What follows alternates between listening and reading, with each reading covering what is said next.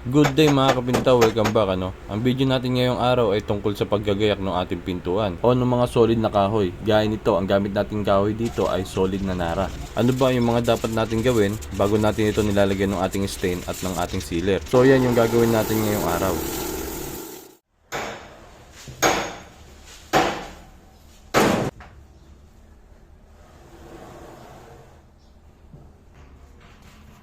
Bali, ang una natin gagawin mga kapinta, lilinisin natin yung ating pintuan gamit yung ating papel de lija o sandpaper number 36, 60, 80, depende sa kondisyon ng ating kahoy. So kung makikita nyo yung ating pintuan ay maayos naman yung mga dugtungan nito. Wala naman itong ganong resalte. Ibig sabihin hindi pantay-pantay na dugtungan.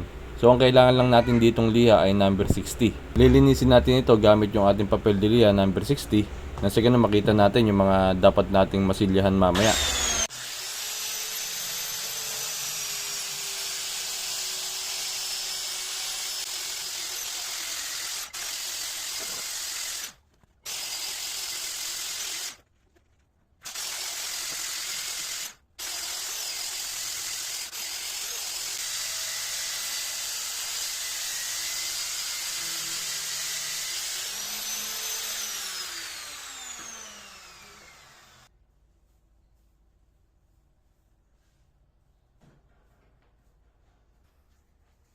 Bali kung makikita nyo mga kapinta, okay na yung mga dugtungan nito, pantay-pantay na dahil sa pagkakahasa natin kanina.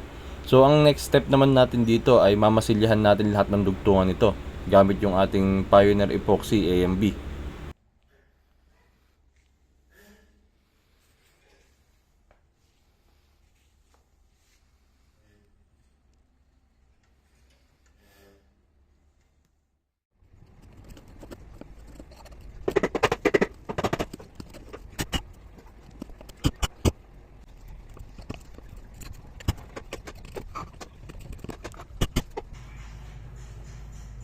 So ang gagawin na natin mga kapinta, maggagayak na tayo ng Pioneer Epoxy AMB. Ang ratio natin dito ay 1:1. Kung gaano karami yung part A, ganoon din karami yung part B. Papatakan lang natin ito ng mga oil tinting color para humawig yung kulay ng ating AMB dito sa ating kahoy. Ang gamit natin dito mga oil tinting color ay burnt amber, hansa yellow at konting patak ng ating bulletin red. Ito yung ilalagay natin sa mga dugtungan ng ating pintuan.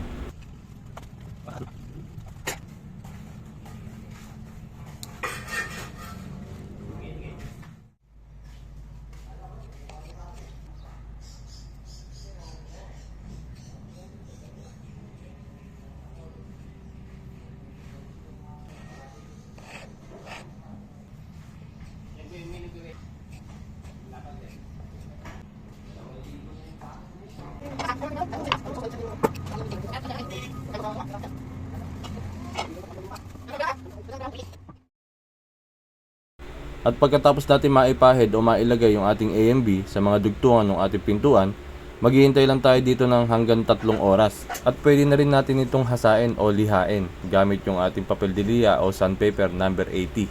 So yung ginamit nating liha kanina ay number 60, susundan naman natin ito ng number 80 para mawala yung mga marka ng number 60 na pinanglihan natin kanina.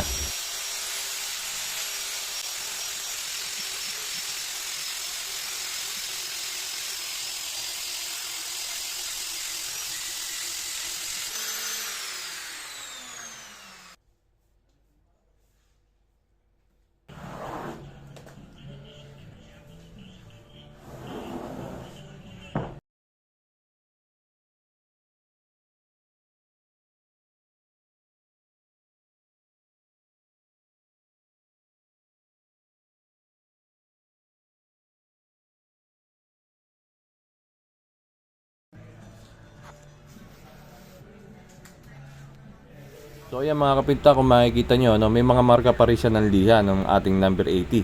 So para mawala yan, susundan naman natin yan ng number 120 o 100 gamit yung ating sander naman.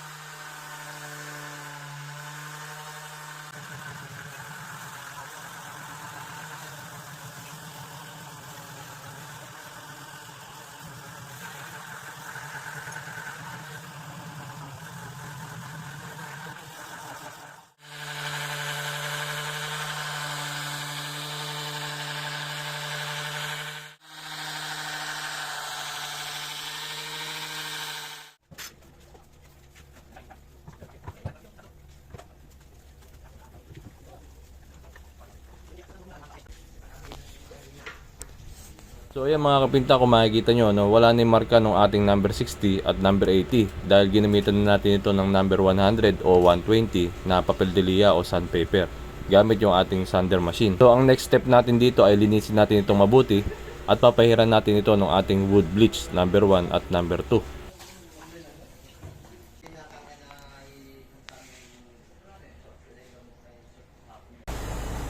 Bali sa paggamit ng ating wood bleach, depende na lang kung kailangan natin itong gamitin. At depende sa kulay na kinukuha natin. Kung ang kailangan yung finish ay medyo light, so mas okay na gumamit tayo ng ating wood bleach. Kung gusto niyo naman ay pantay-pantay yung kulay ng ating kahoy, gumamit tayo ng ating wood bleach. Pero kung medyo dark o maitim yung kailangan yung kulay o finish, kahit wag na tayong gumamit ng ating wood bleach. So dito mga kapinta, matapos natin maipahid yung number 1, maghintay lang tayo dito ng ilang minuto o 20 minutes bago natin sundan ng ating number 2. At pag nakukulangan pa kayo sa resulta nito, pwede natin itong sundan ulit ng number 2 makalipas ang 30 minutes.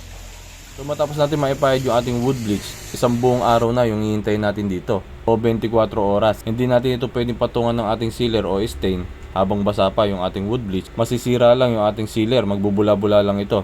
So hayaan natin itong matuyo ng husto.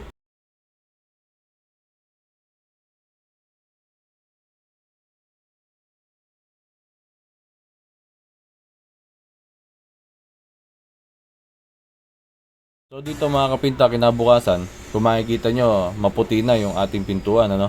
At tuyo na yung ating wood bleach. So ang next step natin dito ay gamitan natin ito ng papel de lija o sandpaper number 120. Alisin natin yung mga sobrang wood bleach sa ibabaw ng ating kahoy para makita natin yung haspi ng ating kahoy. Huwag nga lang natin itong sosobrahan sa pagliliha dahil lalabas ulit yung dating kulay nito. Maaalis na yung wood bleach sa ibabaw ng ating kahoy.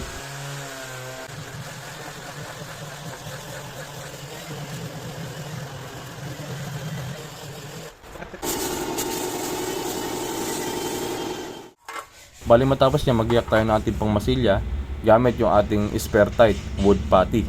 Ito yung gagamitin natin pangmasilya sa ating kahoy. Ang ratio natin dito ay 1:1. Kung gaano karami yung ating wood putty, ganun din karami yung ating patching compound. At papatakan lang natin ito ng konting tinting color na burnt umber para medyo humawig yung kulay ng ating masilya sa kulay ng ating kahoy. Lulusawin natin ito gamit yung ating acrylic thinner. So acrylic thinner mga kapinta yung ihahalo natin, ano? Hindi natin ito pwedeng lagyan ng paint thinner dahil lacquer type yung gagamitin nating mga materyales.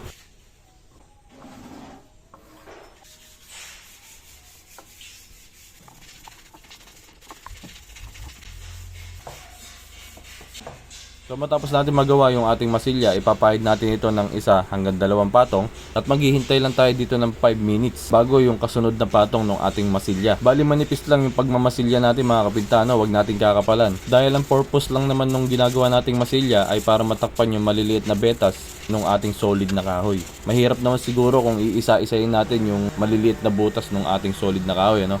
So kaya ang ginagawa natin, binabatakan natin siya. At makalipas ang ilang minuto, hahasain na natin ito gamit yung ating sander machine, gamit yung ating papel de lija number 120. Hasain natin yung ating kahoy o lihain ayon sa haspe ng ating kahoy. Huwag natin ito sasalungatin mga kapinta dahil hindi magiging maganda yung resulta nito, no?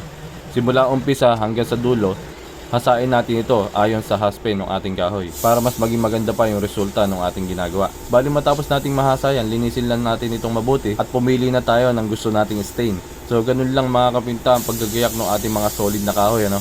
Marami yung mga dapat natin gawin mga kapinta, ano, para makapaggayak tayo ng ating mga solid na kahoy bago natin ito i-finish at pahiran ng gusto nating kulay. Pero hindi naman ito magiging mahirap kung alam nyo yung inyong gagawin. So yung ginawa nating paggagayak mga kapinta, isa yan sa mga pwede natin gawin para makapaggayak ng ating kahoy. So sana nakatulong sa iyo ang video nating ito.